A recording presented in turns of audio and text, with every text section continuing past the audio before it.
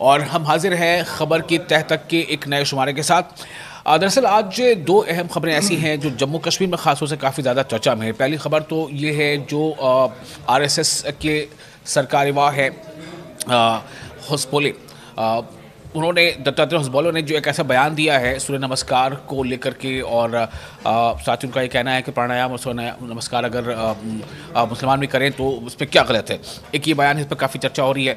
दूसरा एक अहम मुद्दा ये है ज़मीन का मुद्दा। ज़मीन के मुद्दे पर आपको याद होगा पीडीपी ने लगातार इस मुद्दे को उठाया है और पीडीपी ने एक बिल भी इस ताल्लुक से वो लाई थी पीडीपी, ताकि जो लोग ज़मीन के खेती कर रहे हैं काफ़ी लंबे अरसे से, या जो गरीब गुरबा लोग हैं जो ज़मीन में या तो रिहायशी इस्तेमाल कर रहे हैं या कि काश्तकारी के लिए इस्तेमाल कर रहे हैं, उनको वो हुकूक फराहम किए जाए, चूँकि ये लोग यहीं के रहने वाले हैं और ज़मीन भी उनकी अपनी है। बहरहाल तो अब उसमें एक नया ट्विस्ट आ गया है कि महबूबा मुफ्ती ने पुलवामा के पलोच एक गाँव है वहाँ का उन्होंने दौरा किया था, तो वहाँ पर उन्होंने ये पाया कि गाँव के बीचों बीच की एक बड़ी खासी जो है अराजी का एक हिस्सा, वहाँ पर बीएसएफ का कैंप बनने वाला है। तो इसको लेकर के उन्होंने उमर अब्दुल्ला से कोई सवाल उठाया।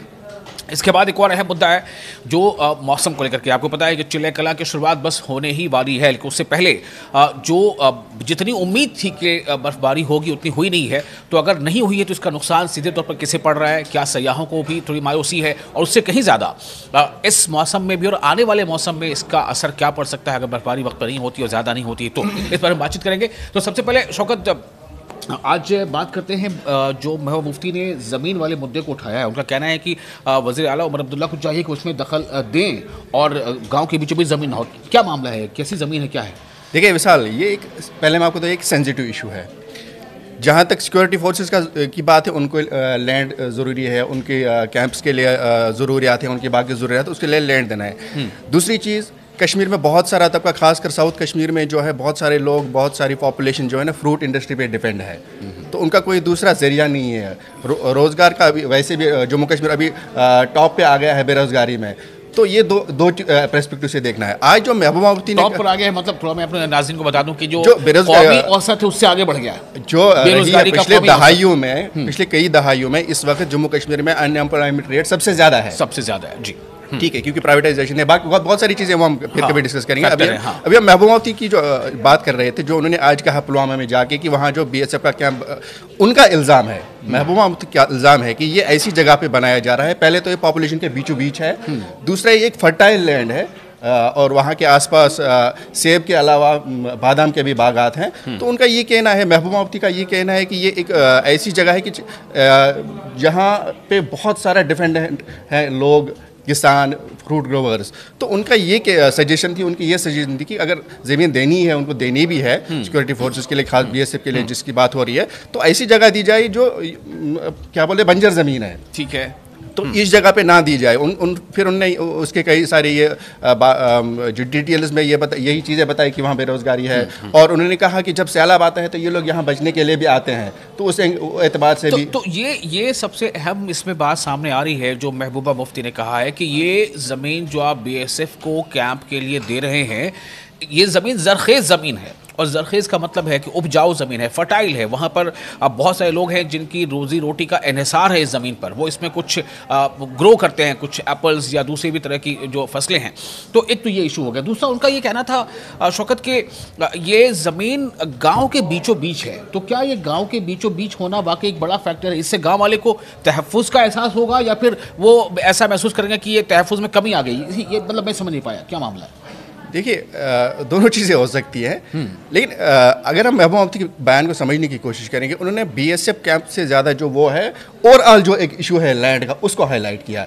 जब उन्होंने बिल की बात की, महबूबा मुफ्ती ने जो पीडीपी ने बिल लाए थे, वहीद बरा और उनके जो बाकी 3 एमएलए ने, अभी पिछले असेंबली सेशन में उन्होंने लैंड राइट्स बिल लाया था जिसको रिजेक्ट किया गया, जिसको एक्सेप्ट नहीं किया गया, जिसको एंटी बुलडोजर बिल भी कहा गया। हाँ, जिस पे इनका इल्ज़ाम है कि उमर अब्दुल्ला ने कहा कि ये जो है ज़मीन चोरों की बात करें, इसमें ज़मीन चोर।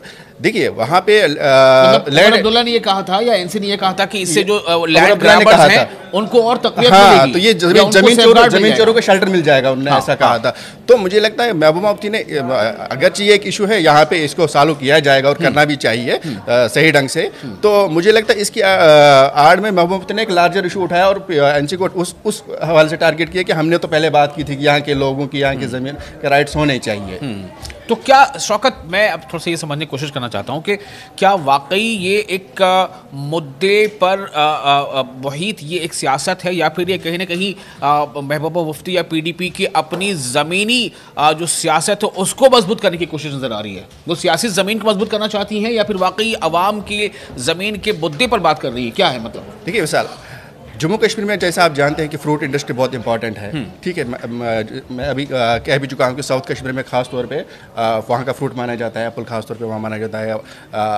ये बादाम के ऑलरेडी बागात जो है कम हो रहे हैं, तो वो एक इशू है। लेकिन मुझे ये भी सही है कि PDP जो है वापसी के लिए जो उनका ग्राउंड कम हो गया है, जो PDP मजबूत करने के लिए, तो इस तरह के वो इशू चलिए देखते हैं कि इस पर उमर अब्दुल्ला आप सीधे तौर पे क्या कहते हैं, क्योंकि उनका ये कहना है कि उमर अब्दुल्ला को महबूबा मुफ्ती ने यहाँ ये भी कहा कि वो खुद भी डिफेंस मिनिस्टर राजनाथ सिंह से बात करेंगे, तो इसका कोई हल निकाला जाएगा। जी, और अब मैं आता हूँ दूसरे अपनी बड़ी खबर की तरफ। उस खबर के तह में जाना चाहेंगे कि मौसम का रुख अभी कैसा है? क्या जम्मू कश्मीर में, खासतौर से वादी कश्मीर में इस वक्त जैसा मौसम आम दिनों में गुज़श्ता बरसों में हुआ करता था वैसा ही है, या उसमें कुछ कमी है? शौकत, बर्फबारी बहुत कम हुई है, बिल्कुल मायूसी हो रही है सयाहों को भी और वहाँ के लोगों को। ऑलमोस्ट ना के बराबर हुई है इस बार बर्फबारी, और ये एक बहुत ही तशवीश का बायस है, तशवीश का टाइम है।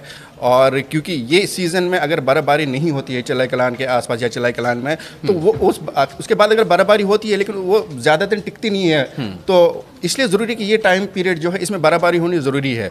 बर्फबारी छोड़ दीजिए, बारिश भी नहीं हो रही है। तो अभी हम जैसे आज भी हमने एक रिपोर्ट देखी थी साउथ कश्मीर के जगहों से, नॉर्थ कश्मीर के जो वाटर रिसोर्सेज हैं, वाटर बॉडीज, छोटे छोटे नदी नाले सब सूख रहे हैं जी। तो ये इमीडिएट पानी की सप्लाई में मुतासिर कर लेगा। लॉन्ग रन में एग्रीकल्चर, हॉर्टिकल्चर और बिजली का शोबा जो है, ऑलरेडी बिजली के लिए लोग परेशान हैं कश्मीर में, तो उसके लिए एक बहुत बड़ा इशू बन सकता है। तो अभी महकमे मौसमियात ने प्रेडिक्शन की है कि चिलाई कलान 21 दिसंबर से स्टार्ट हो जाएगा, उसके बाद थोड़ा सा बर्फबारी का है। अब उम्मीद करते हैं और दुआ करते हैं कि 21 दिसंबर या 30 दिसंबर? 21 दिसंबर से इस बार चिलाई कलान स्टार्ट हो रहा है, ठीक है। तो 21-22 से थोड़ा सा प्रेडिक्शन, लाइट स्नोफॉल की प्रेडिक्शन है, तो उम्मीद करते हैं और दुआ करते हैं कि अच्छी बर्फबारी हो जाए। बिल्कुल, तो ये इसी उम्मीद के साथ कि बर्फबारी हो जाए, और इससे न सिर्फ ये कि वादी कश्मीर के लोगों को, काश्तकारों को फ़ायदा हो, उनकी उम्मीदें जो है खिल जाएं, बल्कि जो सयाह, जो टूरिस्ट वहाँ आते हैं, उन्हें बर्फबारी देखने का शौक़ होता है, उनकी भी। मौसम का रुख अभी कैसा है? क्या जम्मू कश्मीर में, खासतौर से वादी कश्मीर में इस वक्त जैसा मौसम आम दिनों में गुज़श्ता बरसों में हुआ करता था वैसा ही है, या उसमें कुछ कमी है? शौकत, बर्फबारी बहुत कम हुई है, बिल्कुल मायूसी हो रही है सयाहों को भी और वहाँ के लोगों को। ऑलमोस्ट ना के बराबर हुई है इस बार बर्फबारी, और ये एक बहुत ही तशवीश का बायस है, तशवीश का टाइम है। और क्योंकि ये सीज़न में अगर बर्फबारी नहीं होती है चिलाई कलान के आसपास या चिलाई कलान में, तो वो उसके बाद अगर बर्फबारी होती है लेकिन वो ज़्यादा दिन टिकती नहीं है, तो इसलिए ज़रूरी है कि ये टाइम पीरियड जो है इसमें बर्फबारी होनी ज़रूरी है।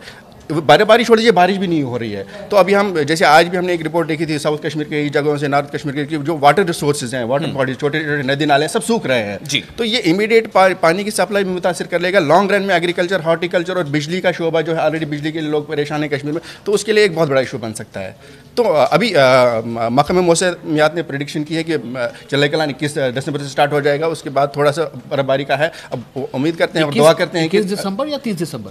21 दिसंबर से इस बार चिलाई कलान स्टार्ट हो रहा है, ठीक है। तो 21-22 से थोड़ा सा प्रेडिक्शन, लाइट स्नोफॉल की प्रेडिक्शन है, तो उम्मीद करते हैं और दुआ करते हैं कि अच्छी बर्फबारी हो जाए। बिल्कुल, तो ये इसी उम्मीद के साथ कि बर्फबारी हो जाए, और इससे न सिर्फ ये कि वादी कश्मीर के लोगों को, काश्तकारों को फ़ायदा हो, उनकी उम्मीदें जो है खिल जाएं, बल्कि जो सयाह, जो टूरिस्ट वहाँ आते हैं, उन्हें बर्फबारी देखने का शौक़ होता है, उनकी भी उम्मीदें पूरी हो जाएँ। और इसके साथ ही खबर की तह तक में आज फ़िलहाल इतना ही। आप बने रहे न्यूज़ 18 के सोशल मीडिया प्लेटफॉर्म के साथ, और आपको ये बातचीत, ये शुमारा कैसा लगता है? आप अपने तासुरात कमेंट बॉक्स में हमें शेयर कर सकते हैं।